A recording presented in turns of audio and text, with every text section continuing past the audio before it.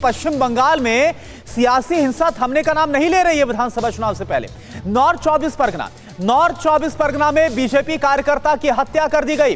राजनीतिक हिंसक घटना में 6 कार्यकर्ता भी घायल हुए हैं। बीजेपी ने टीएमसी पर हत्या का आरोप लगाया है। डोर टू डोर कैंपेन के दौरान यह हमला हुआ है।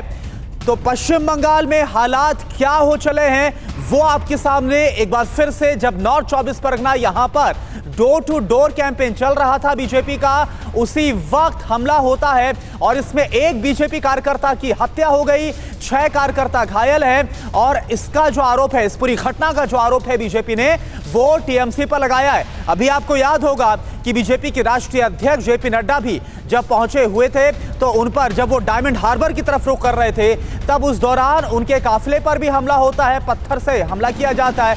कैलाश विजयवर्गीय को चोटें भी आती है। और चलिए सीधा रुख करते हैं इस वक्त कोलकाता का, जहां से रविशंकर दत्ता हमारे साथ अब जुड़े हुए हैं। रविशंकर, एक बात बताइए कि अभी हाल ही में जो राज्यपाल है पश्चिम बंगाल की, उन्होंने चिंता जाहिर की थी और ममता बनर्जी से हालात को काबू में करने की बात कही गई थी, और अभी भी स्थिति ऐसी बनी हुई है। क्या लग रहा है कि जैसे जैसे चुनाव और करीब आएगा स्थिति और ज्यादा खराब होती हुई नजर आएगी क्या?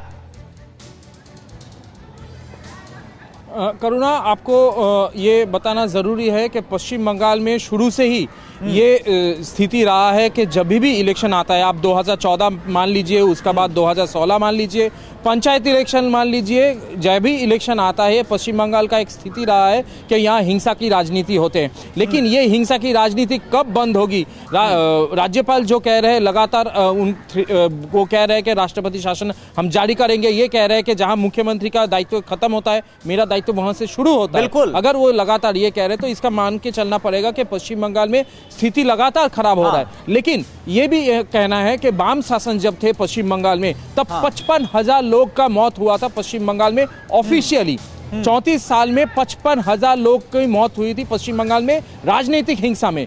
वहीं पश्चिम बंगाल में अभी 2011 में अभी दिखा गया है, बीजेपी क्लेम कर रहा है 153 लोग मारे गए हैं। तो ये संख्या बढ़ेंगे, ये कहा जा सकता है। और लगातार हम देख रहे हैं नॉर्थ 24 परगना मान लीजिए, कुछ बिहार मान लीजिए, आप डायमंड हार्बर कहिए, कहीं हुआ जिन मुद्दों को लेकर ममता सरकार यहाँ की सत्ता पर काबिज हुई थी, लेफ्ट सरकार के दौरान जो हालात थे, उसके खिलाफ पूरा जो अभियान छेड़ा गया था, आज स्थिति वही तो है। राजनीतिक हिंसा लगातार जारी। बहुत संक्षेप में।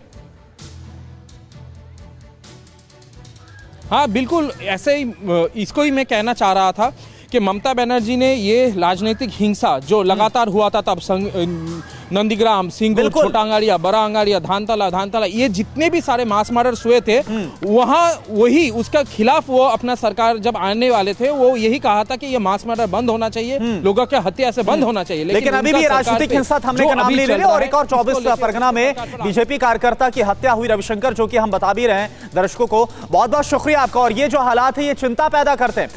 अड़ी सोमवार से शुक्रवार शाम 6 बजे सिर्फ TV9 भारतवर्ष पर।